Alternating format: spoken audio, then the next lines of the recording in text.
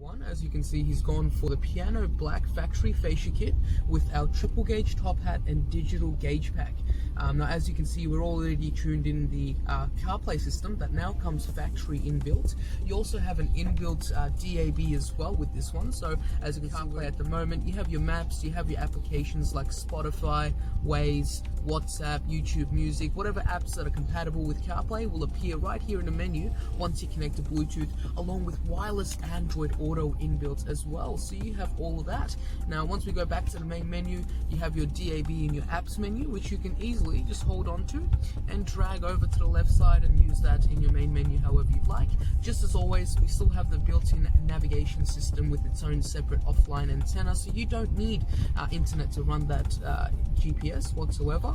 Built-in radio works as it did before, so you just find your favorite channel. Let's go 101.1, nice and simple, done, and hold on to it just like that. Now, of course, as always, we've kept the DSP, so the digital sound processor, and you can select what type of audio you want. You can either go for one of the presets or simply go to user and adjust it to whatever you'd like yourself manually. And you have over 3 different sets of frequencies from low, mid to high.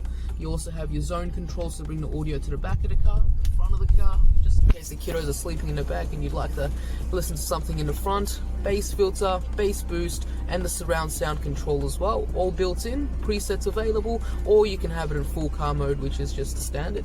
Of course, you have the Android features like downloading applications, going on a browser, searching whatever you'd like. That is all accessible, but mainly this is the version 5. You have the inbuilt CarPlay, inbuilt DAB with all the added features of the version 5 specs, and this one, as you can see, has the triple gauge top hat on top. And last but not least, let's just pop this beautiful car in reverse and you will see the HD wide angle reversing camera with the factory sensors working just like that.